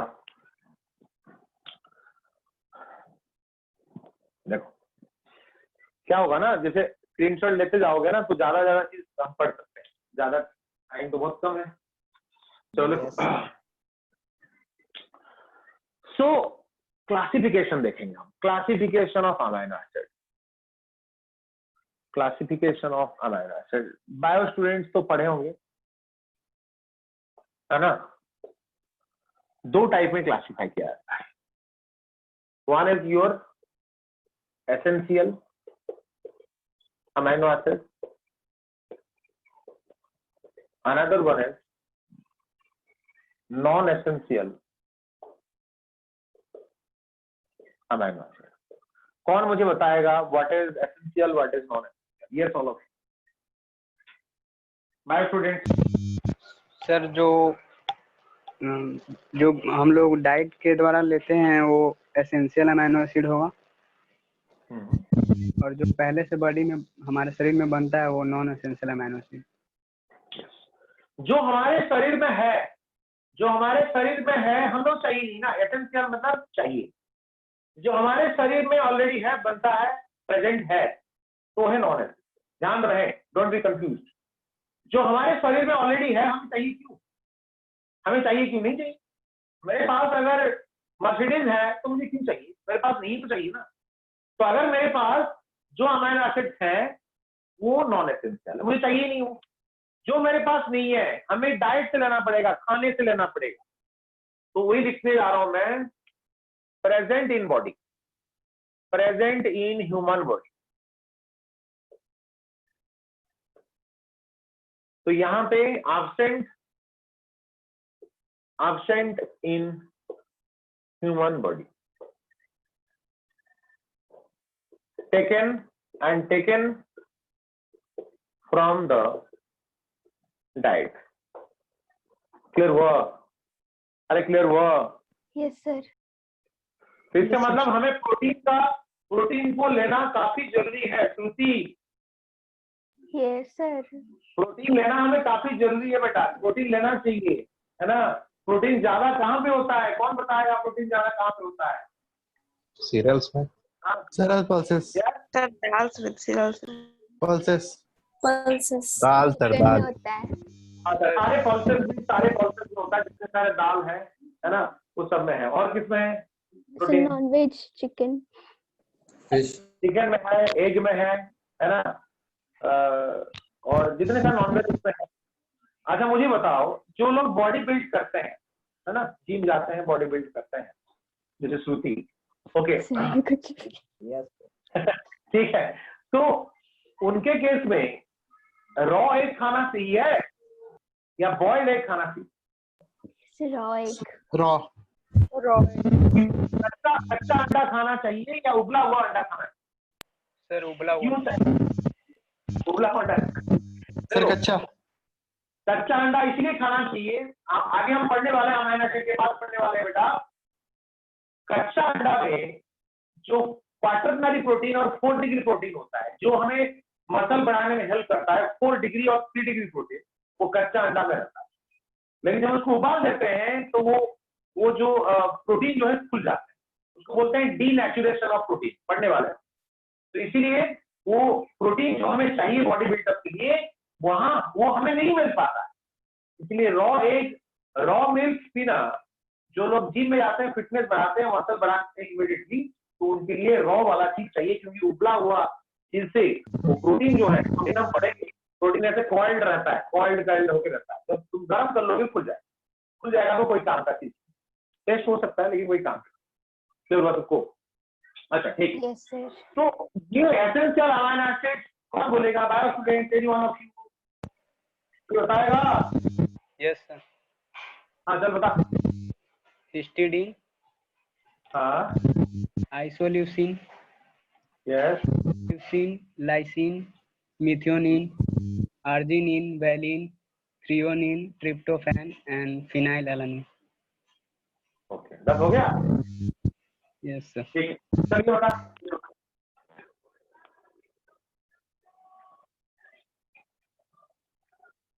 हाँ ये बता नहीं क्या? ठीक है चल कर। क्या क्या है एग्जाम्पल? मैंने लिखा ट्रिप्टोफैन, इसके अंदर का। अच्छा ये 10 हैं तुम्हारे, टोटल 20 है। अमीनो एसिड 20 है बेटा, 10 है एसेंशियल और 10 है नॉन एसेंशियल, है ना। देखो कभी कभी पूछ लेता है interview question, which of the following is the type of non essential amino acid और essential amino acid? Tryptophan, threonine,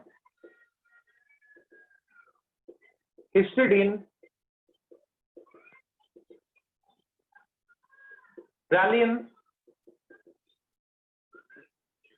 isoleucine,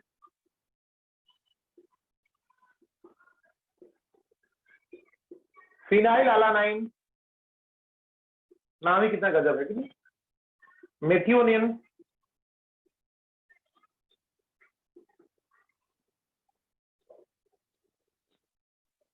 और कुछ? आर्जिनिन, ल्यूसिन,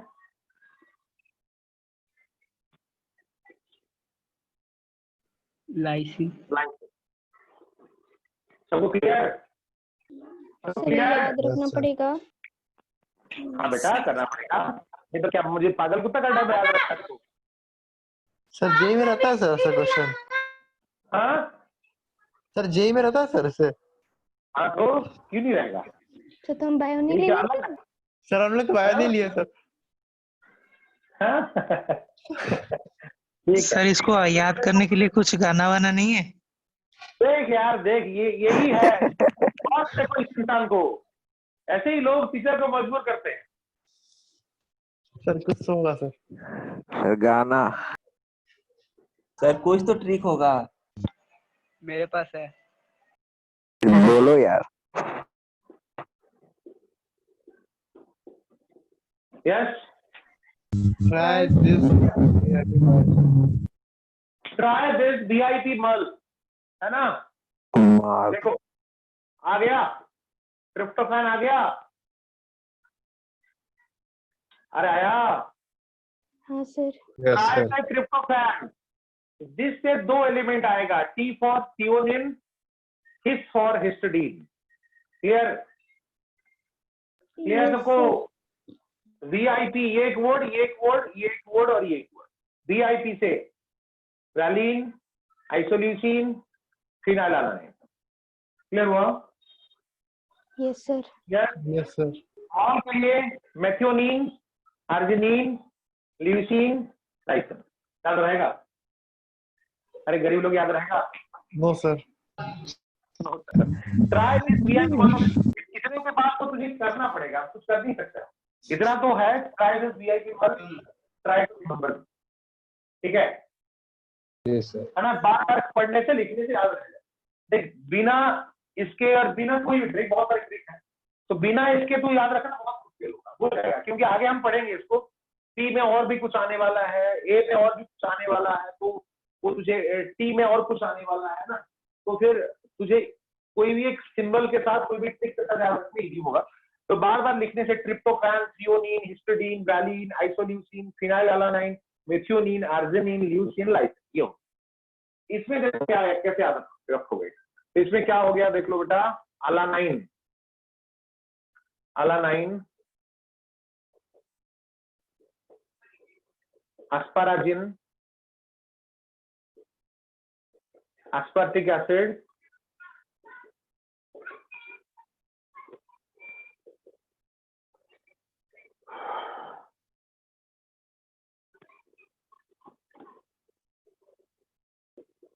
ग्लूटामाइन,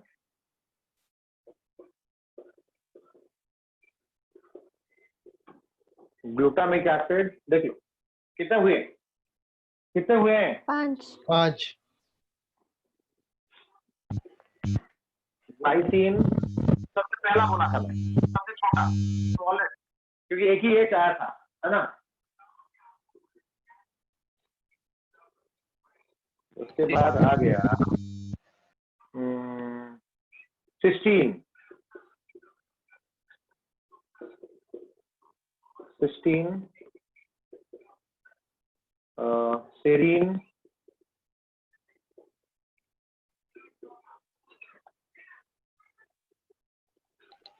और दूसरा था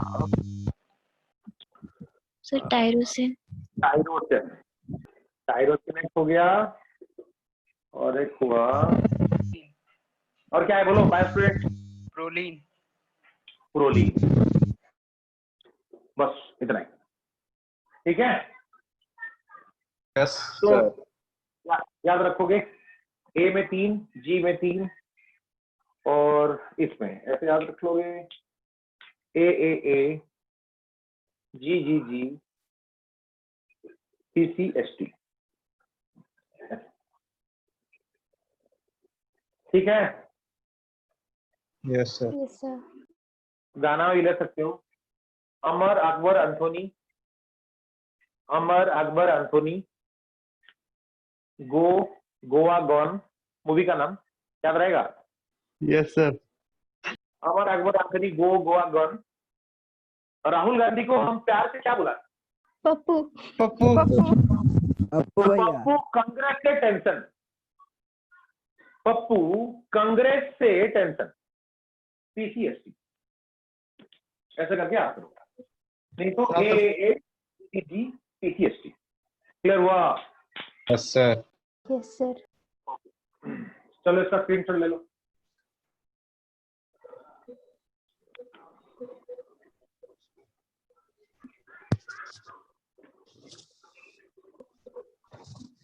याद रखने से फायदा है। अच्छा जैसे और एक इंपॉर्टेंट पॉइंट है, ध्यान से देखो, मैं थोड़ा चेंज कर लेता हूँ उसको थोड़ा। हाँ, ठीक है।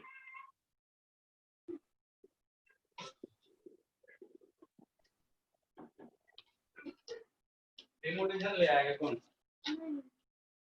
देख लो। यस, मैंने इसको कलर क्यों चेंज किया बेटा? ये दोनों जो रेड कलर हुआ, ये दोनों सल्फर कंटेनिंग अमाइनो एसिड है। Out of the 20 amino acid only these 2 are sulphur containing, है ना? तो अपने कॉपी में लिख लो, एसेंशियल में एक, नॉन एसेंशियल में एक, मेथियोनिन एक।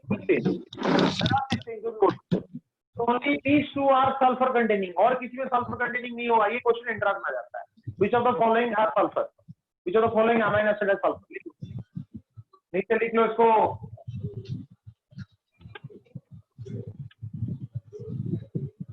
कौन कौन से सल्फर कंटेनिंग बोले? तो रेड में लिखा बेटा, सबको तो मैं ब्लैक में लिखा सारे अमाइनो एसिड का नाम। जो दोनों रेड किया वही दोनों है तुम्हारा sulphur containing amino acid. Yes all of you? Yes sir. Okay, आज के क्लास इसमें ही रखते हैं। इसको पढ़ो, अच्छे से याद करो। नेक्स्ट क्लास में तुम्हें पूछूंगा, ये जो है, जैसे मैं 4-5 अमाइनो एसिड बोलूंगा, रैंडमली बोलूंगा, पूछूंगा बताओ अमाइनो एसिड एसेंशियल कौन है ना? क्लास में इतना ही। Bye bye.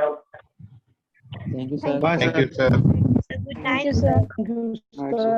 Thank you, sir. Welcome बेटा। Good night all. Thank you, sir. Good night, welcome.